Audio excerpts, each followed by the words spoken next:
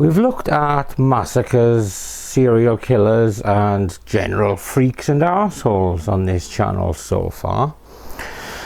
But in keeping with my choice to try to mix things up, what happens when a detective has a total hard-on for certain subjects?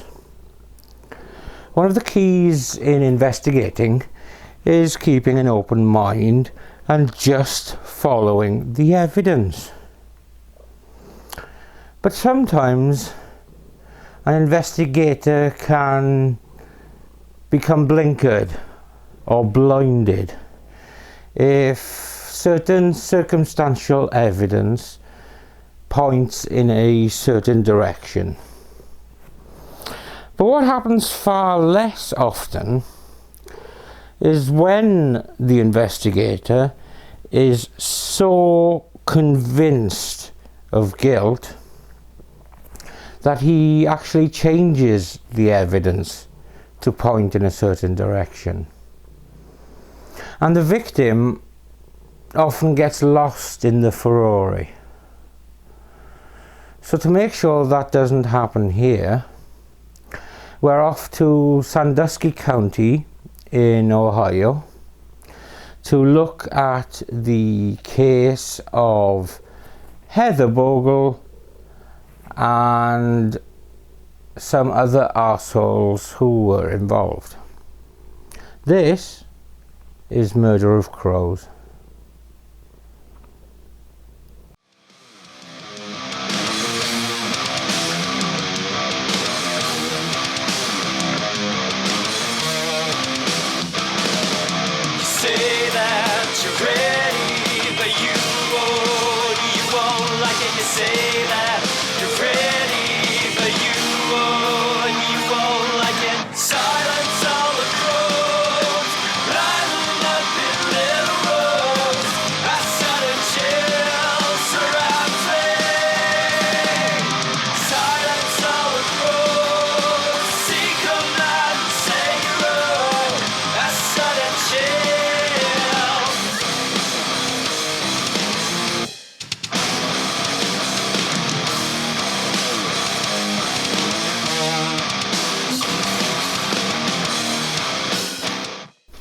Heather Bogle was a 28-year-old single mother in April of 2015.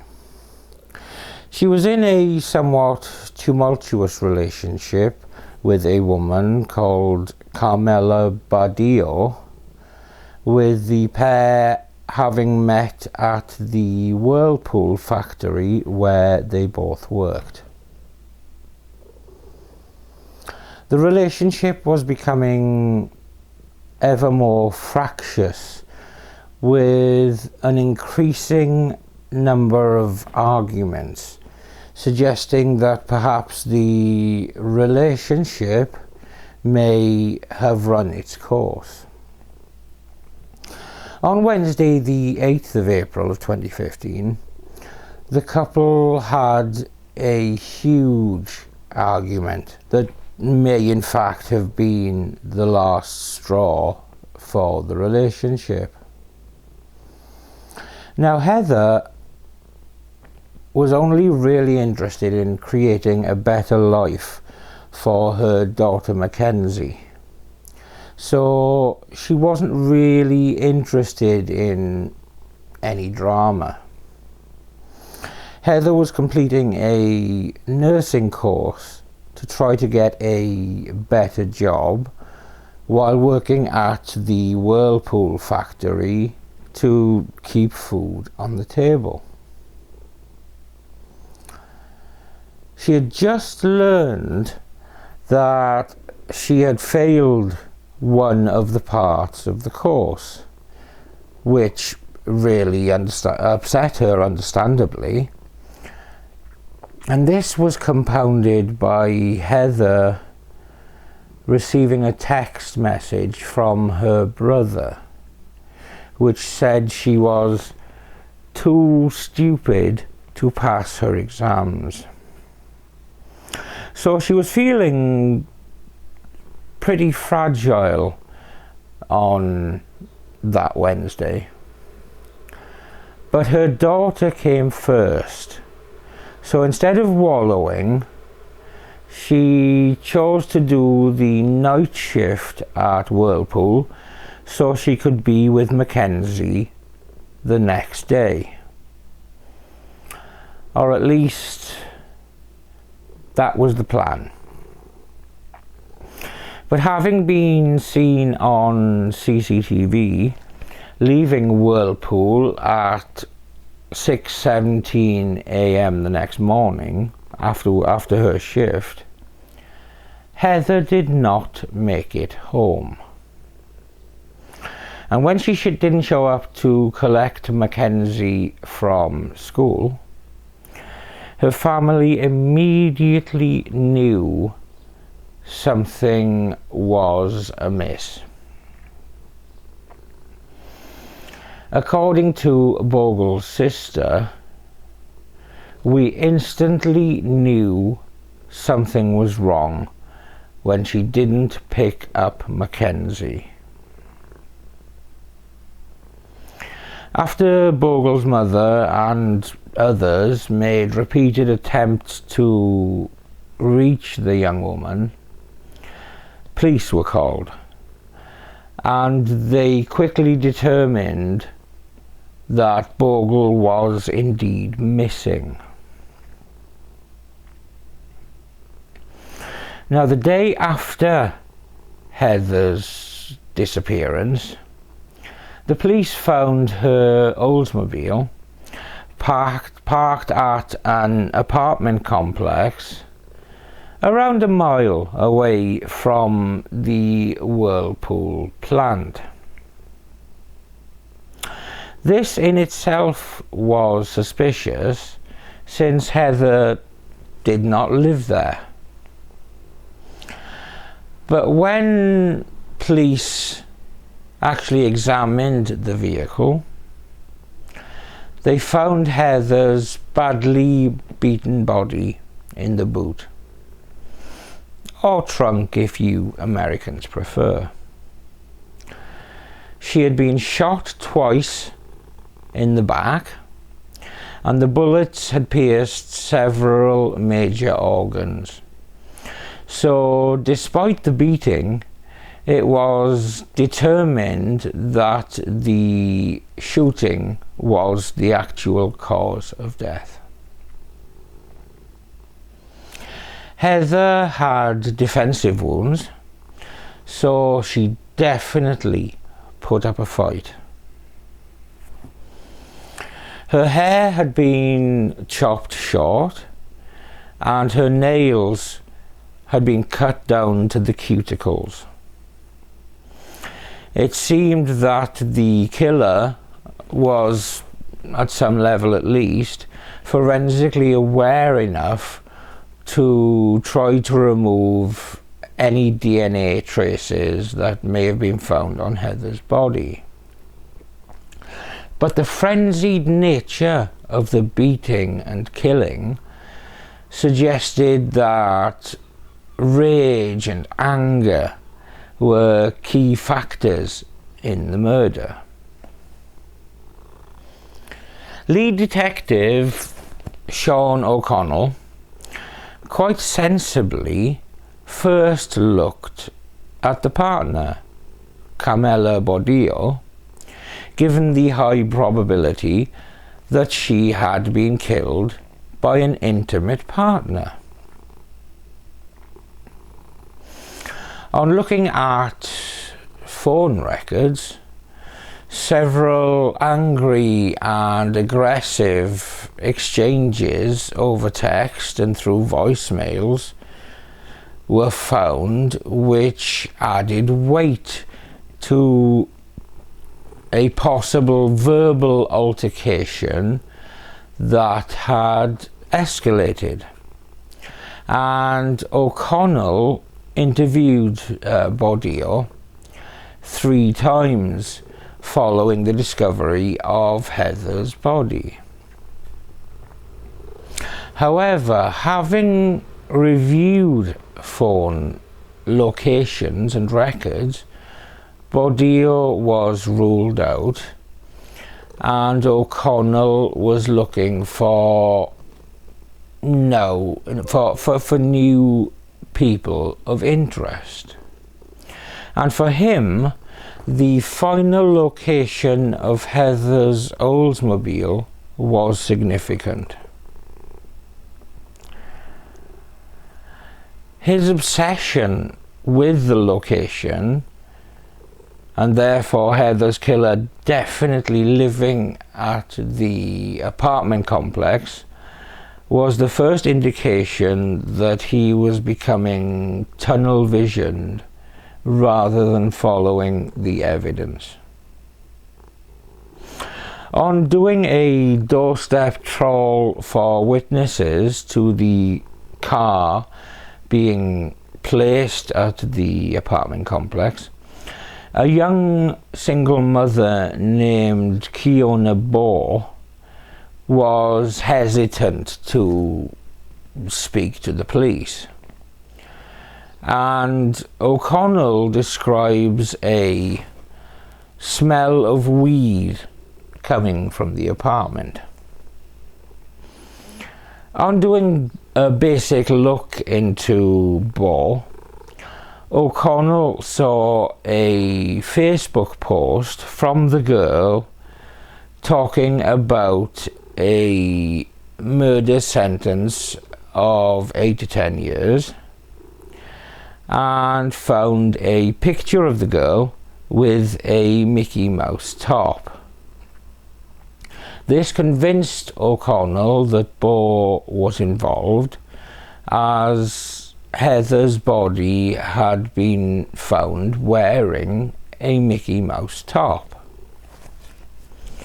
So from this point on, O'Connell's investigation centered around Kiona Bohr and moved outward from her.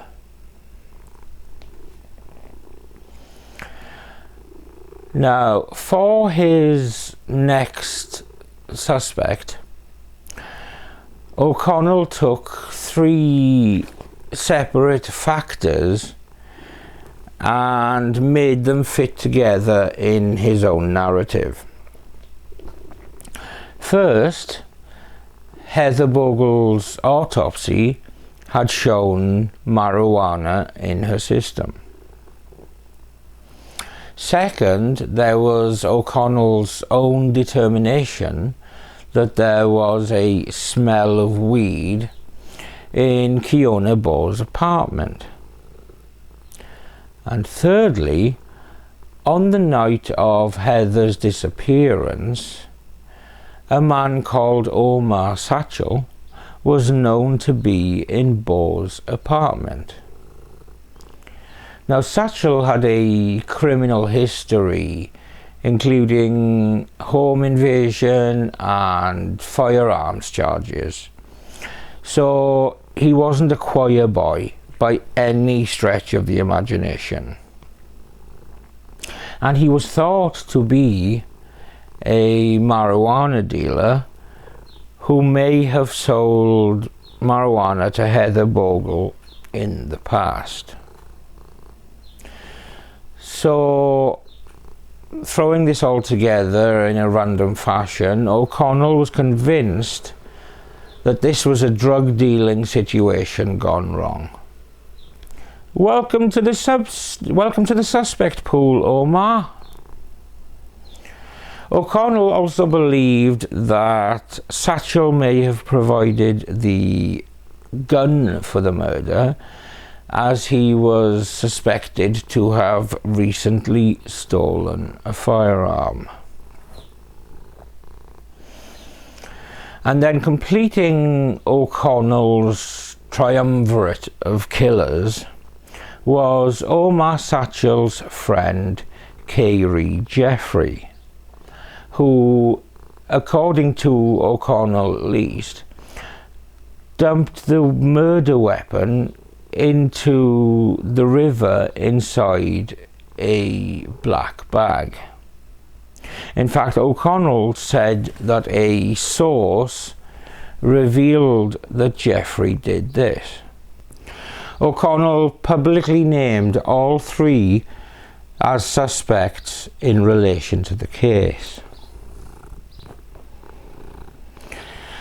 So we now have three people in the frame for Heather Bogle's murder. But there were, should we say, one or two issues with O'Connell's fixation on the trio. Keona Bore's suspicious Facebook post about a murder conviction was actually in relation to a sentence for drug dealing relating to the father of Keona's child. And the Mickey Mouse shirt she had owned was in the past. She did not own one at the time of the murder. And while Satchel may have been suspected of stealing a gun that was then used in the murder, and that Kerry Jeffrey was suspected of disposing of in the river, no evidence of Satchel ever having this gun was ever found, nor were any bullets found. And a dive team found no evidence of a gun in the specified area of the river, within a black bag or otherwise. In fact, it was suggested that O'Connell's source implicating Jeffrey as a co-conspirator may have been fabricated. O'Connell went further still in attempting to convey a certain image of Satchel by using an old photograph of him in a white SUV, because a white vehicle was seen in the area of the apartment complex on the night of Heather Bogle's murder.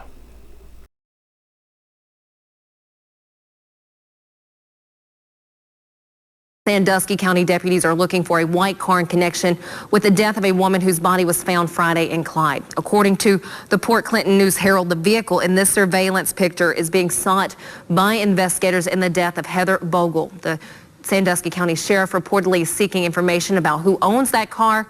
The 28-year-old's body was found in the trunk of her own car in the parking lot of the Somerton apartment complex in Clyde on Friday.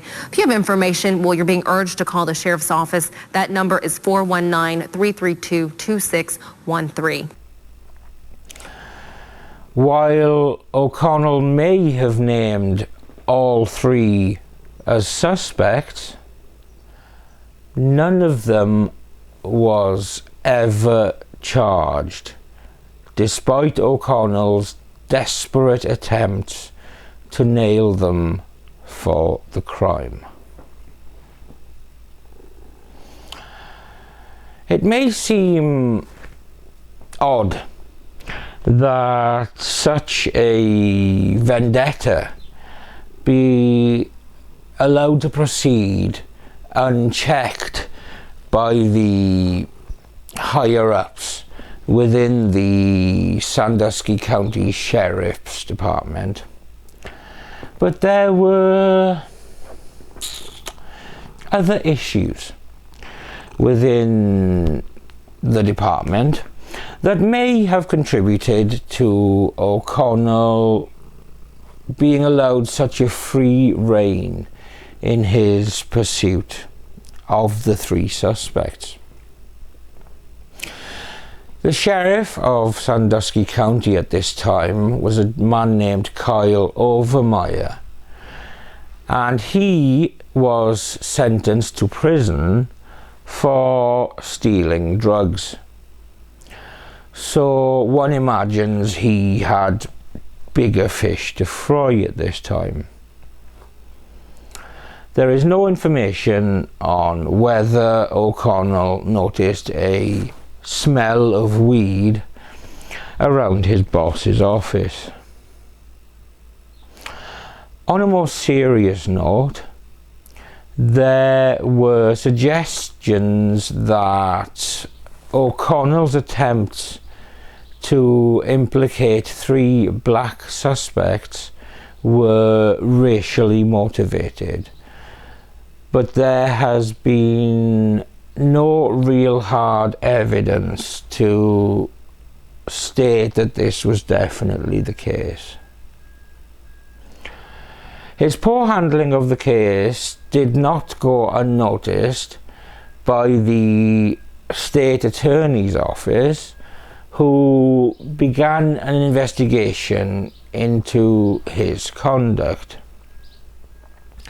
And this also coincided with stories in the media about his potential mishandling of earlier cases.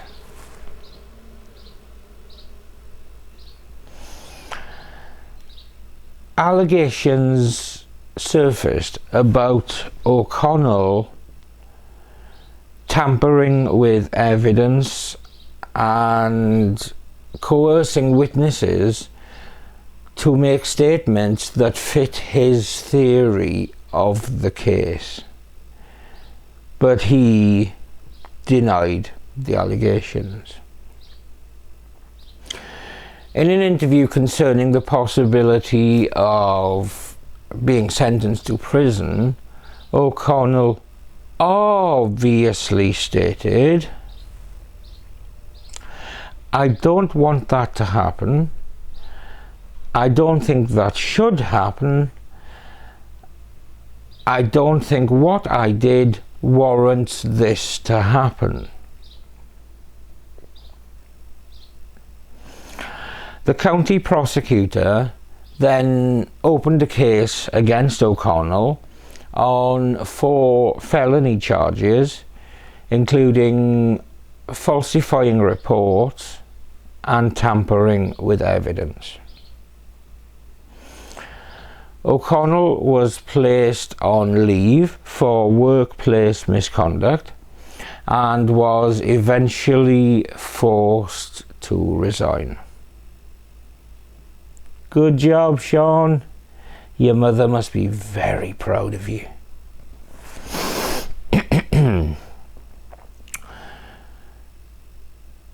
Well, and clearly this law enforcement clusterfuck led to the initial Heather Bogle case taking something of a back seat. But it certainly wasn't forgotten in Sandusky County. When a new sheriff, Chris Hilton, was finally in place, some 2 years had passed since the murder, but he wasted no time in reopening the Heather Bogle case and appointing Major Nick Kostopoulos as the chief investigator. You know, it seems like every time we get a name or a new lead or a potential witness of something, it seems like that person was already spoke to 2 years ago, but that there's no documentation. There's no written report. There's no audio recording. So when I say it appears as though we had to start from scratch, it's things like that we've had to redo or do over because we didn't have any record of it, these people haven't been talked to.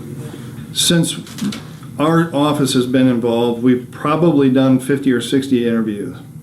BCI essentially has an agent here every day working out of the sheriff's office. At any point in time, 2 of my 3 detectives are constantly working on this case. I believe that we are on the exact path that we need to be for the Heather Bogle case. Now that O'Connell's dickheadedness was out of the way, the new investigation started centering on a new subject almost from the outset, this time guided by actual evidence rather than making suspects fit to an idea.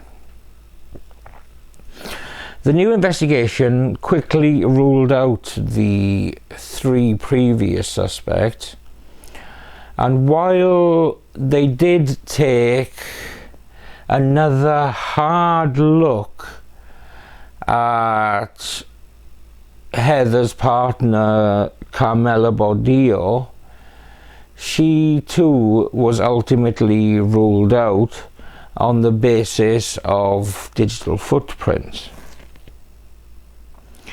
And in fact, it was Heather's own digital footprint that quickly pointed to another subject that was never even brought up in the original investigation.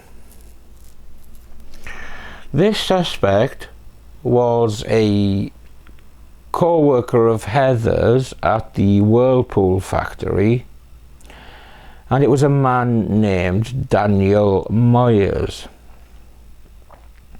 Though he was not a suspect in the earlier investigation, it has been noted that a co-worker did give Daniel Myers' name to O'Connell as a possible perpetrator, but O'Connell, having such a hard-on for his theory, never followed up on the tip.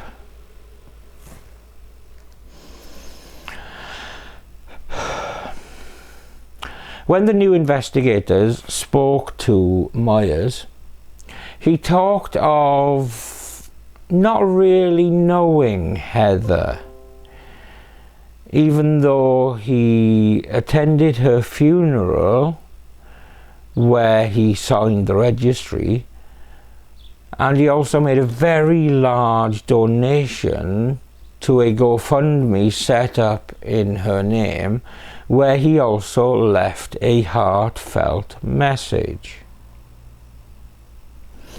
In re-examination of the evidence, while Heather's nails had been cut right back, trace DNA was actually found beneath her cuticles. So obviously investigators wanted to compare this to Myers' DNA, but he refused to give a sample. When he was compelled to, with a warrant, his DNA came up as a match to the samples taken from Heather Bogle's body. As for a motive, Bogle reportedly rejected Myers' romantic advances, causing him to become enraged and take her life. This theory was supported by the fact that after he was taken into custody, 10 women came forward to report that he had also attacked them, establishing something of a pattern of behavior. It seemed that Myers would get obsessed with a woman and then relentlessly pursue them. He sounds like quite the catch, and definitely a keeper. Hey ladies? The case against Myers was very, very strong, now that a proper investigation had been conducted. He eventually pled guilty in court to all counts, which were 5 felony charges, including being considered a violent sexual predator, as there was a plea agreement where the death penalty was taken off the table. Rights. 1. The presumption of innocence.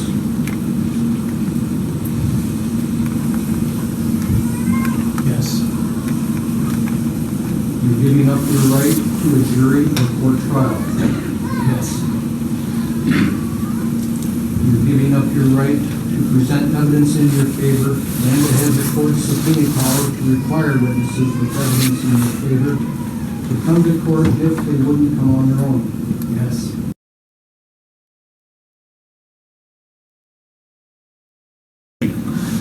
One of the things that was done when the missing persons complaint came in was they pinged her phone.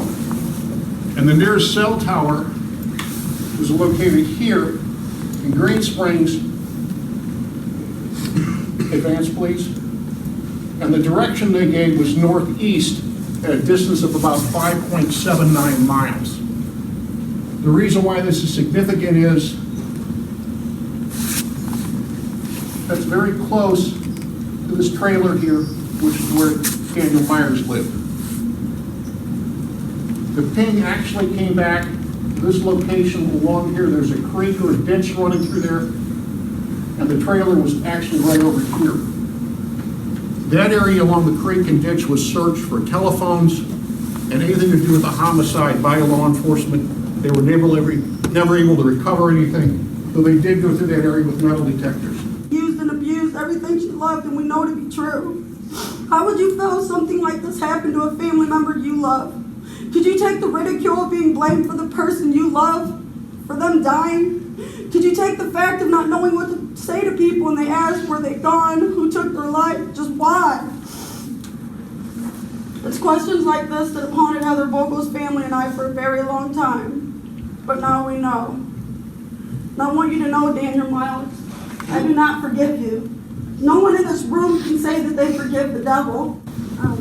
I'm Carly Fairbanks. I'm the victim advocate for the Sandusky County Prosecutor's Office, and I'm going to be reading the statement of Renee McLaughlin, who is Heather Bogle's mother. Renee writes, "There are no words that can even begin to describe how I feel for what you have done. The day you took my daughter from us, I knew in my heart that something was extremely wrong and that she was in extreme danger. I prayed for her to come home and to come home safe. Only now do I realize that God took her home to be with him, for he knew that if she lived through the horror that you put her through, she would never be the same person once she came home." Today is a very significant day for a myriad of reasons. I hesitate to call it a good day because of the horrible and tragic circumstances that have brought us all here. Today is significant because today a mother, a daughter, a sister and a brother, and so many other family and friends who knew and loved Heather can finally begin to grieve her loss. Today, so many here who were touched by this beautiful young woman's life can begin to celebrate the life she lived and grieve its tragic and senseless end. Today, the person, the perpetrator, the predator who took Heather from those that loved her is going to get what he deserves. He's not going to be able to hurt anyone again. He will never ever see the light of day as a free person. His guilt not in question. Today is the culmination of hours, days, weeks, and years of literal sweat and tears and hard work to catch this predator who took Heather from her family. Myself and those of the Sandusky County Sheriff's Office who worked on this case with Ohio BCI and so many other of our brothers and sisters in law enforcement gained some solace from a heartbreaking job well done. Knowing we did the job correctly means two things for us. A monster is put away for the rest of his life, and a family can properly grieve and begin to remember appropriately the young woman they loved so much. Rest in peace, Heather Bogle. Justice was eventually served, But the time and resources wasted by Sean O'Connell's fixated pursuit of his 3 suspects was at best negligent and at worst downright criminal. He spent a year and 2 months pursuing 3 suspects with flimsy circumstantial evidence, while the actual murderer went without scrutiny. O'Connell was charged with 4 felonies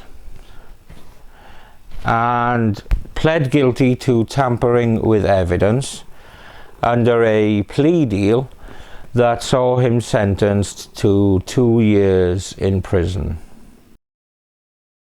The court, for the reasons indicated, I am going to sentence you to 24 months in ODRC. I don't want any this is a difficult case for both sides. The court is going to sentence you to ODRC for a period of 24 months in prison. The court is going to impose up to 3 years of discretionary post-release control. I'll impose court costs in this fine. Court costs in this case, I will not impose the fine in this case. I'll give you credit by law for 5 days previously spent in jail towards the sentence. But during the course of all this, I've been remorseful. It was my primary goal and objective to try to find those persons responsible for Heather's murder, and I apologize if I had maybe taken the wrong approach, but I can assure you and everyone else I was just trying to follow the leads that were being provided at that point. Okay, I don't even know how you can say that. The wrong leads. You didn't follow several important leads. I'm not going to go over this again. You relied on information from people who were lying to you. You knew they were lying to you, like Turpin and Honecker and Pickering, and still you put them in the report as being viable.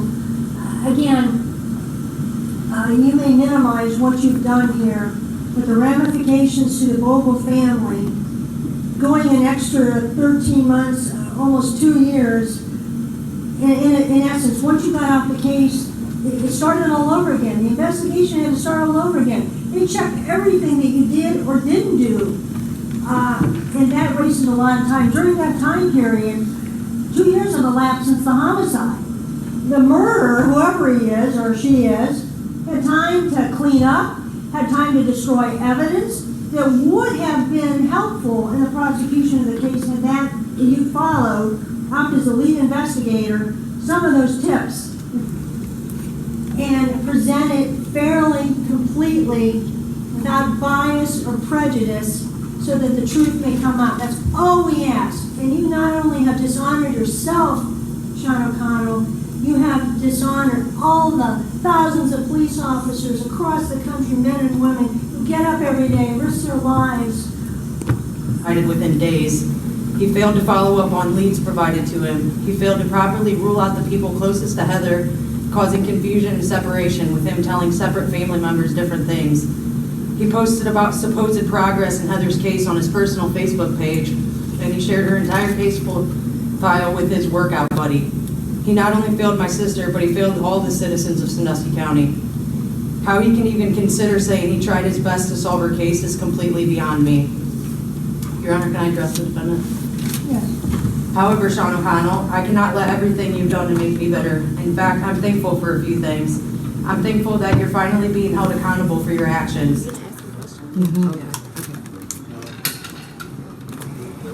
Okay, so Kiana, how did it feel standing up there and saying your piece today? It was nice to finally get my voice heard and finally get justice for Heather's family and for me as well.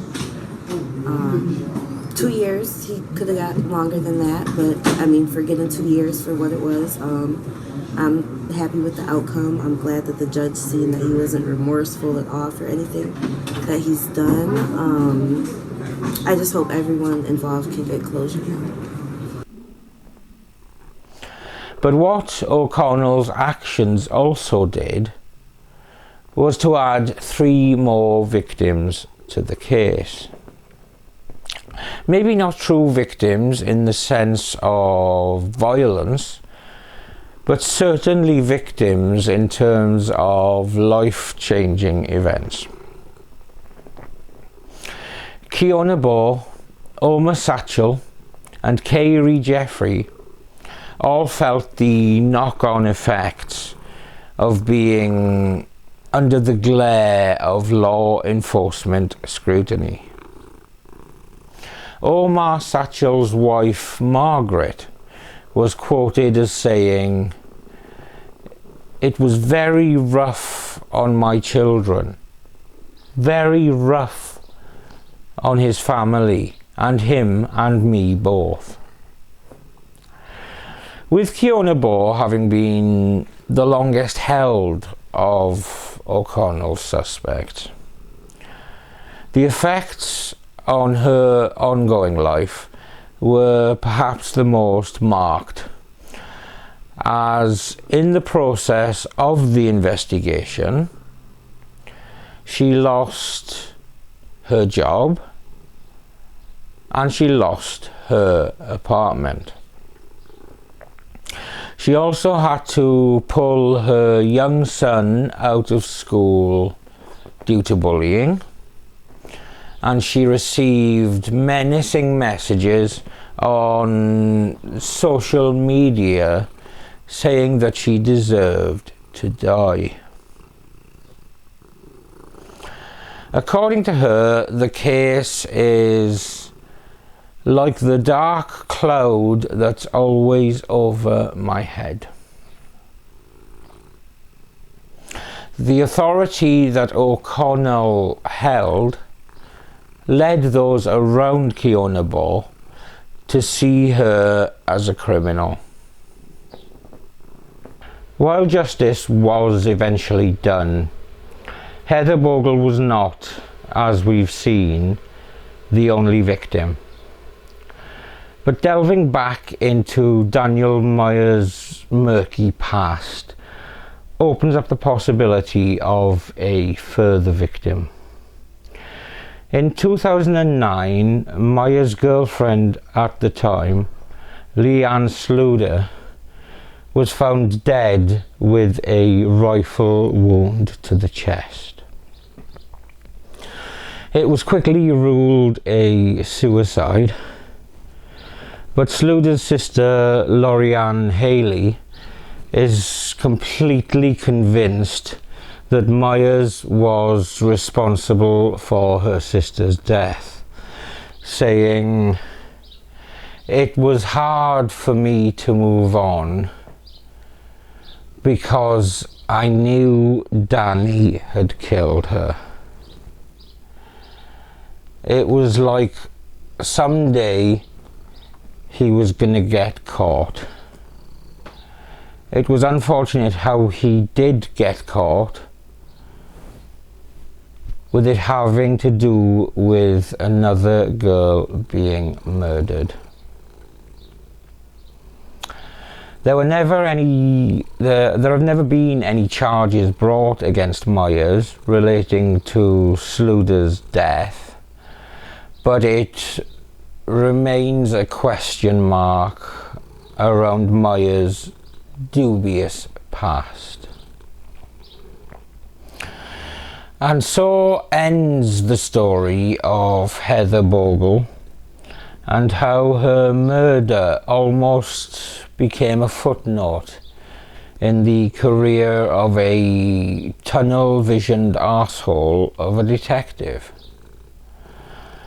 How three people, perhaps not squeaky clean, but definitely innocent of Heather's murder, got caught in the crosshairs of Detective O'Connell's flimsy suspicions. Thankfully, when properly investigated, Daniel Myers was quite quickly brought to justice. But there remains a question as to whether he may have killed before. This video is dedicated to Heather Bogle. I did consider the 3 suspects for this dedication, as they undoubtedly became victims.